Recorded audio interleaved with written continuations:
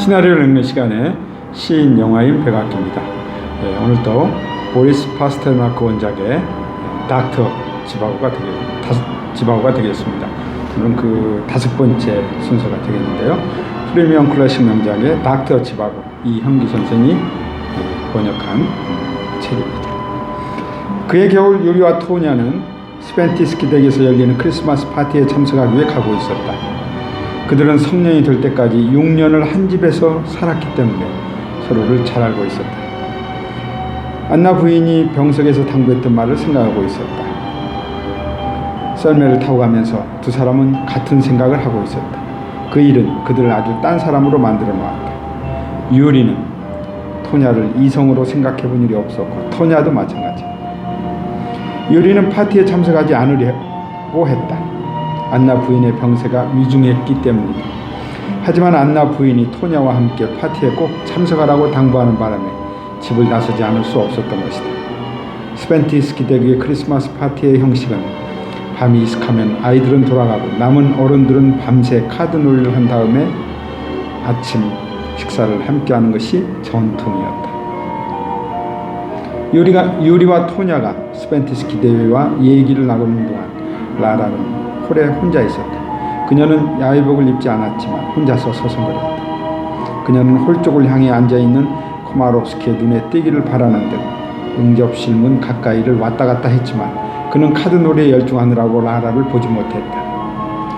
코마롭스키와 카드놀이를 하던 코키아 코르나코프가 라라에게 춤을 청했다. 그는 모스크바 중앙검찰청의 차장검사였다. 테베르진을 비롯해서 파업에 연루된 철도 노동자들을 기소한 사람으로 나자의 아버지와도 인연이 있었다. 나자 아버지가 시위 가담자들에 대한 선처를 부탁했을 때 거절한 사람이었다. 자정이 지나 새벽 1시쯤 되었을 때였다. 홀에서 토냐와 낯선 남자가 춤을 추고 있는 것을 멍하니 바라보고 있는 유리의 귀에 한 방에 총성이 울렸다. 이어 비명소리와 함께 사람들의 떠드는 소리가 들렸다. 아니, 이게 무슨 일이야? 이 여자가 왜 총을 쏜 거야? 전현을 놓치지 말고 잡아. 전현은 나를 쏘려고 한 것이 아니라 코마롭스키, 당신을 쏘려고 했던 거야. 라라가 쏜 권총의 총알은 다행히 코르나코프 검사의 피부를 스치고 지나가서 크게 다치지는 않았다. 사람들이 달려들어 라라의 팔을 뒤에서 비틀어 잡고 나왔다. 이 광경을 본 유리는 어안이 벙벙했다.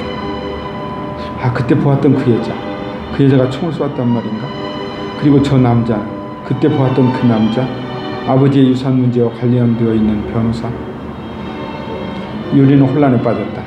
라라는 휘청거리는 다리를 간신히 가누어 유리의 의자에 몸을 던졌다. 이 모양을 보고 있는 유리에게 토냐가 다가와 다급한 목소리로 집에서 빨리 오라는 전갈이 왔다고 말했다. 유리와 토냐가 집으로 돌아왔을 때 안나 부인은 이미 눈을 감은 뒤였다. 며칠 후 장례식이 거행되었다. 유리의 어머니도 안나 부인의 묘지 옆에 묻혀 있었다. 유리는 오랫동안 찾아보지 못했던 어머니의 무덤을 향해 기도를 올렸다. 그로꿈의 교수는 토냐를 부축하며 집으로 향했다.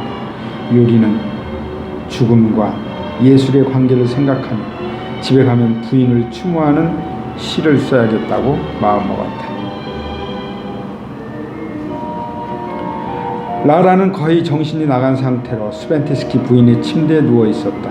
코마롭스키는 라라의 총기 사건으로 난처한 처지가 되었다. 사회적으로 무리가 일어날 수 있는 사건이어서 변호사로서의 명예가 땅에 떨어질 수도 있는 일이었다.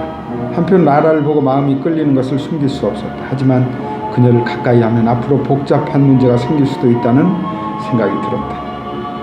이제 자신이 라라를 돌봐주고 사건을 무마하지 않으면 안 되는 상황이 되었다. 라라가 기소되지 않도록 하고 방을 얻어주어야 한다고 생각했다. 만약 기소가 된다면 라라가 사건 당시 정신적으로 문제가 있었음을 입증하는 일이 필요했다. 코마롭스키는 라라를 자신이 잘 알고 지내는 여자 변호사 루피나의 집에 잠깐 맡기기로 했다. 하지만 루피나는 라라를 좋아하지 않았다. 그녀는 라라가 아프다고 엄살을 부린다고 생각했다. 코마롭스키는 라라와의 과거는 잊은 듯 치근대지 않고 점잖게 어려움을 보살펴 주었다. 며칠 후 나자의 아버지가 라라를 찾아왔다. 그는 라라를 친딸처럼 대해주었다. 라라, 어쩌다 그런 일을 저질렀니? 방이 습기가 많고 어둡구나. 내가 아는 화가가 뒤슬도르프에서 열리는 국제회화전에 참석하느라고 집을 비운다는데 당분간 거기 가서 지내도록 해라. 가구도 그대로 사용해도 되니까 말이다. 그리고 이 돈은 네 졸업기념으로 주는 것이니 받아두렴. 콜로그로보프는 지갑에서 1만 루블짜리 수표를 꺼내 라라에게 주었다. 그녀가 완강히 사양했지만 그는 억지로 맡기고는 돌아갔다. 라라는 화가의 집으로 거처를 옮겼다. 2층 석조 건물의 2층이었다. 파샤는 이번 사건으로 큰 충격과 혼란에 빠졌다. 그저 알고 지내는 사람을 왜 죽이려고 했을까 하는 의문이 영 가시지 않았다. 파샤는 라라에 대해 조금씩 의문이 생기기 시작했다.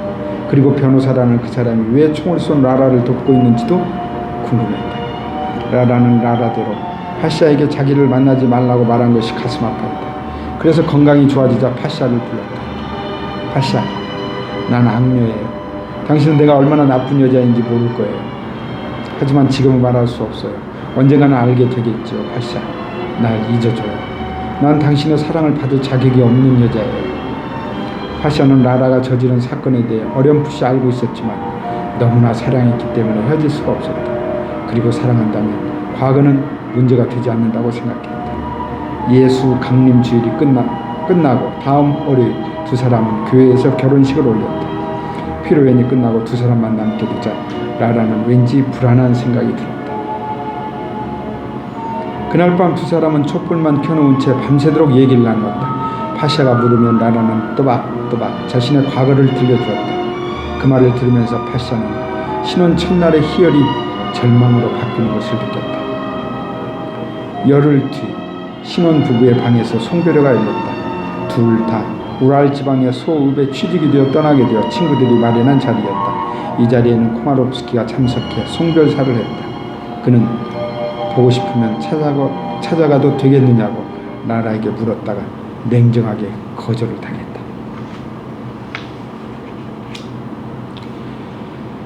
세계 제1차 대전이 일어난 지 2년째가 되는 가을이었다.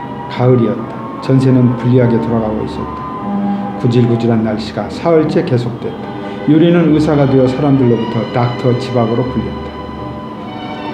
유리의 아내 토냐는 분만을 위해 병원에 입원했다. 유리는 두 군데 왕진을 갔다가 다시 병원으로 돌아왔다. 어느새 날은 어두워져 있었다. 산부인과 과장이 간호사를 데리고 토냐의 입원실에서 나왔다. 간호사가 말했다. 이만 들어가 쉬세요. 내일 제가 성십자 병원으로 전화로 알려드릴게요. 아마도 자연 분만에 무리가 없을 것 같아요. 다음날 아침이 되었으나 간호사에게서 전화가 없었다. 조바심이 난 유리 지바고가 병원에 전화를 걸었더니 이틀 정도 더 기다려야 한다는 대답이 돌아왔다. 사흘째 되는 날 연락이 왔다. 새벽에 양수가 터지고 조금 전 진통이 시작됐어요. 지바고는 허겁지겁 병원으로 달려갔다. 복도에 들어섰을 때 분만실에서 비명소리와 함께 갓난아기의 울음소리가 들렸다. 간호사가 분만실에서 나와 마스크를 벗으면서 말했다. 순산을 축하합니다. 아들이에요. 순간 지바고는 두 손을 모으며 중얼거렸다. 무사했군. 무사했어. 감사합니다.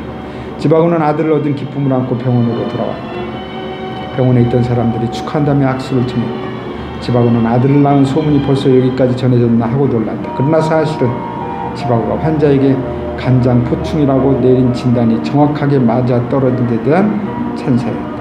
그때 원장이 들어왔다. 골치 아픈 일이 벌어졌네.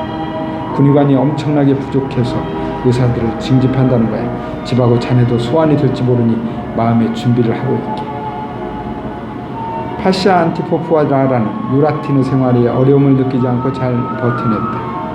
라라의 어머니 기샤르가 털을 닦아놓은 터여서 자리 잡기가 쉬웠다. 라라는 여자 중학교의 교편을 잡았는데 파샤와 사이에서 떼어난 3살짜리 카텐카를 보살피며 무척 바쁘게 생활했다. 라라는 후한 인심과 사투를 쓰는 유라틴 사람들이 좋았다. 그러나 파샤는 무식하고 거친 성격의 마을 사람들에게 차갑게 되었다. 그는 중학교에서 역사와 라틴어를 가르쳤다. 그의 꿈은 물리학과 수학을 더 공부하여 가족과 함께 페트르스부르크로 가는 것이었다. 라라가 사랑하는 사람은 내가 아니야. 결혼하기 전 라라가 자기를 잊어달라고 했을 때 단념을 했어야 하는데 파샤는 날마다 잠을 이루지 못하고 자리에서 일어나 강가를 서성이는 일이 많았다. 그는 라라가 다정하게 대해줄수록 부담스러웠다. 그리고 곧 결단을 내려야겠다고 마음먹었다. 어느 날 파샤는 라라에게 전쟁터로 나가겠다고 말했다. 라라는 펄쩍 뛰었다. 파샤, 안 돼요. 우리에게는 카텐카가 있잖아요. 제발 가지 말아요. 하지만 라라의 간곡한 만류도 파샤의 뜻을 꺾을 수는 없었다. 이미 결정된 일을 통보하는 것이기 때문이었다. 파샤는 전장에서 간간 소식을 보냈다. 그는 자신의 경솔했던 행동을 후회하며 공을 세우거나 부상을 당해 가족에게 돌아가고 싶어했다. 그러나 그는 가족의 품으로 돌아오지 않았고 끝내는 소식이 끊겼다. 라라는 백방으로 수소문해 보았지만 어디서도 그의 소식을 들을 수는 없었다. 라라는 학교에 6개월간의 휴직서를 제출한 뒤 시립병원에서 간호사 자격을 얻어 헝가리 국경의 메조라보르치 지방으로 가는 병원 열차에 올라탔다. 그것을 택한 것은 파샤의 마지막 편지가 온 주소였기 때문이다. 카텐카는 모스크바의 리빠에게 맡겼다. 부상병위원회가 후원하는 적십자 열차가 사단 본부에 도착했다. 그 기차에는 장병들에게 위문품을 가지고 온 유명 인사들이 타고 있었는데 그 중에는 미샤 고르돈도 타고 있었다.